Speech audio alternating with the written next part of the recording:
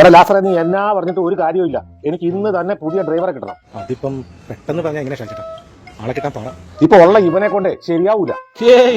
ഇവനെ കൊണ്ടൊന്നും നടപടിയാവൂല. ഭയങ്കര സ്ലോ ആന്നേ. ഓ അരിച്ചരിച്ച്. അതുകൊണ്ട് എനിക്ക് അത്യാവശ്യമായിട്ട് ഇപ്പൊ തന്നെ പുതിയ ഡ്രൈവറെ വേണം. നോക്കട്ടെ, ഞാൻ ഒരാളെ കിട്ടുമോ നോക്കട്ടെ. ഇനി ഞാൻ വിളിക്കൂല കേട്ടോ, എനിക്ക് ആളെ വേണം. എടാ, നമ്മുടെ ഷാജി ചേട്ടനെ തുമ്പിഷാജി ഇല്ലേ? അത് തന്നെ തുമ്പിഷാജിക്ക് അത്യാവശ്യമായിട്ട് ഡ്രൈവറെ വേണമെന്ന് പറഞ്ഞു.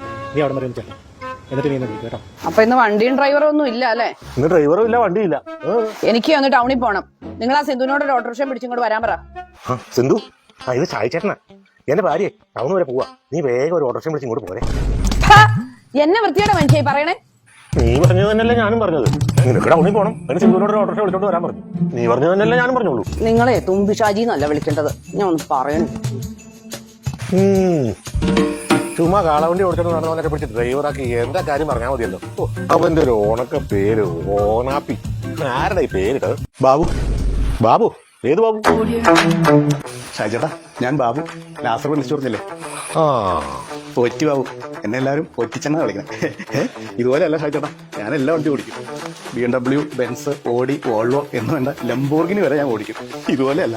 പിന്നെ സ്പീഡിന്റെ കാര്യത്തിൽ എനിക്കൊരു വിട്ടുവീഴ്ചയില്ല. ലാസറേട്ടൻ പറഞ്ഞായിരുന്നു നല്ല സ്പീഡുള്ള ആളെ ഷാജേട്ടന് ആവശ്യം. നീ കൂടുതൽ ഡയലോഗ് ഒന്നും പറയണ്ട. വാ നോക്കട്ടെ നിനക്ക് സ്പീഡുണ്ടോന്ന്. എടാ ഓനാപ്പി, നീ വാ.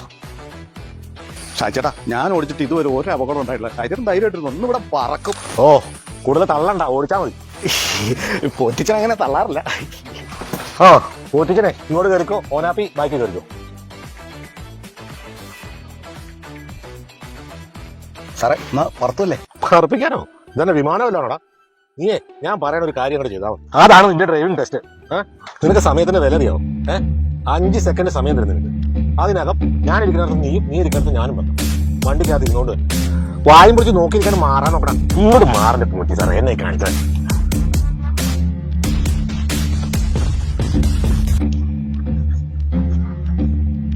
ഇത് 7 സെക്കൻഡ് എടുത്തു. പോരാ, ഒന്നോടെ. പിന്നെ വാവിളിച്ചിരിക്കണു. ഇങ്ങോട്ട് മാറി പോറ്റിച്ചാ.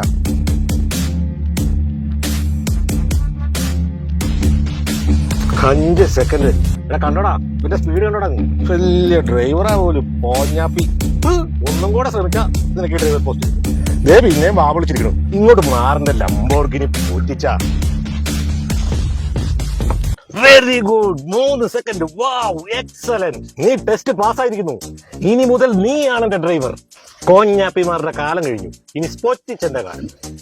അല്ല ഷാജേട്ടാ, ഞാൻ വണ്ടി ഓടിച്ചില്ലല്ലോ. ഷാജേട്ടന്റെ സ്പീഡൊന്നും കണ്ടില്ലല്ലോ. ഇത് എന്ത് ടെസ്റ്റാണ്? ഇതാണ് ടൈം ടെസ്റ്റ്. മനസ്സിലായില്ല അല്ലേ? എനിക്കൊരു ഡ്രൈവറെ അല്ല, ഇപ്പുറത്തിരിക്കാനായിട്ട് ഒരാളെ ആവശ്യം. വണ്ടി എപ്പോഴേ ഈ തുമ്പി ഷാജി ഓടിക്കും. ഷാജി മാത്രമേ ഓടിക്കുള്ളൂ. പോറ്റിച്ചൻ ഇപ്പുറത്തിരുന്നാ മതി. അതാണ് പോറ്റി ബാബു നിന്റെ ജോലി. എടാ, ഈ വണ്ടി ചാർജ് ചെയ്യുന്നതിനനുസരിച്ച് ഞാനും ഇടയ്ക്കിടയ്ക്ക് ചാർജ് ചെയ്തോണ്ടിരിക്കും. അപ്പൊ ഷാജേട്ടൻ മദ്യവെച്ച് വണ്ടി ഓടിക്കുമല്ലേ? മദ്യപിച്ചാലേ ഈ ഷാജി വണ്ടി ഓടിക്കാറുള്ളൂ. അപ്പോഴേ പോലീസുകാർ പൊക്കത്തില്ലേ? 10,000 രൂപ പിഴയും ലൈസൻസ് 6 മാസത്തേക്ക് സസ്പെൻഷനും. അപ്പൊ ഒരു പോലീസുകാരൻ അവിടെ നിന്നിട്ട് നടന്നു വന്നിട്ട് ഈ വിൻഡോയിൽ മുട്ടി ഇത് തുറക്കാനായിട്ട് 5 സെക്കൻഡ് സമയം എടുക്കും.